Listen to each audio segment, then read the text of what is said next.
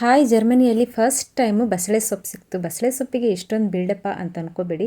ಬಸಳೆ ಸೊಪ್ಪು ಮತ್ತು ಸಿಗಡಿ ಹಾಕಿ ಸಾಂಬಾರು ಮಾಡಿದರೆ ಸಖತ್ ಟೇಸ್ಟಿಯಾಗಿರುತ್ತೆ. ಸಿಗಡಿ ಅಂತಂದರೆ ಕೆಲವೊಬ್ಬರಿಗೆ ಗೊತ್ತಾಗಲಿಕ್ಕಿಲ್ಲ. ಸಿಗಡಿ ಅಂತಂದರೆ ಫ್ರಾನ್ಸ್ ಮತ್ತು ಬಸಳೆ ಸೊಪ್ಪಿನ ಸಾಂಬಾರು ಸೂಪರ್ ಟೇಸ್ಟಿಯಾಗಿರುತ್ತೆ. ಬಟ್ ಇವಾಗ ಶ್ರಾವಣ ಆಗಿರೋದ್ರಿಂದ ಸಿಗಡಿ ಹಾಕಿಬಿಟ್ಟು ಸಾಂಬಾರು ಮಾಡ್ಕೊಳ್ತಾ ಇಲ್ಲ.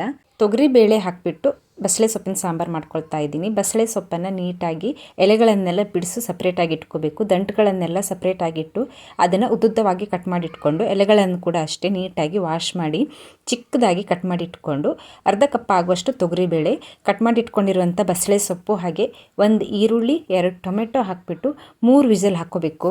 ನಂತರ ಒಂದು ಫ್ರೈಯಿಂಗ್ ಫ್ಯಾನಲ್ಲಿ ಅರ್ಧ ಸ್ಪೂನ್ ಆಗುವಷ್ಟು ಕಡಲೆಬೇಳೆ, ಉದ್ದಿನಬೇಳೆ, ಹಾಗೆ 1/4 ಟೀ ಸ್ಪೂನ್ ಆಗುವಷ್ಟು ಮೆಂತ್ಯ, ಸಾಸಿವೆ, 1/4 ಇಂಚ್ ಆಗುವಷ್ಟು ಚಕ್ಕೆ, 1 ಲವಂಗದ ಪೀಸು, 2 ಸ್ಪೂನ್ ಆಗುವಷ್ಟು ಕೊತ್ತಂಬರಿ, ಅರ್ಧ ಸ್ಪೂನ್ ಜೀರಿಗೆ, 1/4 ಟೀ ಸ್ಪೂನ್ ಆಗುವಷ್ಟು ಸೋಂಪು, ಇವಿಷ್ಟನ್ನು ಹಾಕಿಬಿಟ್ಟು ಘಮ ಬರುವವರೆಗೂ ಹುರ್ಕೊಂಡು ನಂತರ ತಣ್ಣಗಾದ್ಮೇಲೆ ಒಂದು ಮಿಕ್ಸಿ ಜಾರಿಗೆ ಹಾಕಿಬಿಟ್ಟು 1 ಕಪ್ ಆಗುವಷ್ಟು ತೆಂಗಿನಕಾಯಿ ತುರಿ, 2 ಸ್ಪೂನ್ ಆಗುವಷ್ಟು ಅಚ್ಕಾರದ ಪುಡಿ, 1/4 ಟೀ ಸ್ಪೂನ್ ಆಗುವಷ್ಟು ಯೆಲ್ಲೋ ಪೌಡ್ರು, ಚಿಕ್ಕ ಪೀಸ್ ಆಗುವಷ್ಟು ಹುಣಸೆ ಹಣ್ಣು, ಹಾಗೆ ಬೇಕಾಗುವಷ್ಟು ನೀರನ್ನು ಸೇರಿಸಿ ಇದನ್ನು ನುಣ್ಣಗೆ ರುಬ್ಕೋಬೇಕು.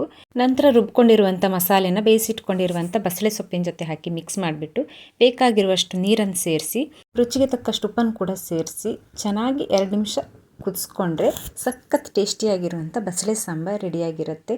ರೆಸಿಪಿ ಇಷ್ಟ ಆದರೆ ವಿಡಿಯೋಗೊಂದು ಲೈಕ್ ಮಾಡಿ, ಹಾಗೆ ಚಾನೆಲ್ಗೆ ಸಬ್ಸ್ಕ್ರೈಬ್ ಆಗಿ. Thank you. Bye bye.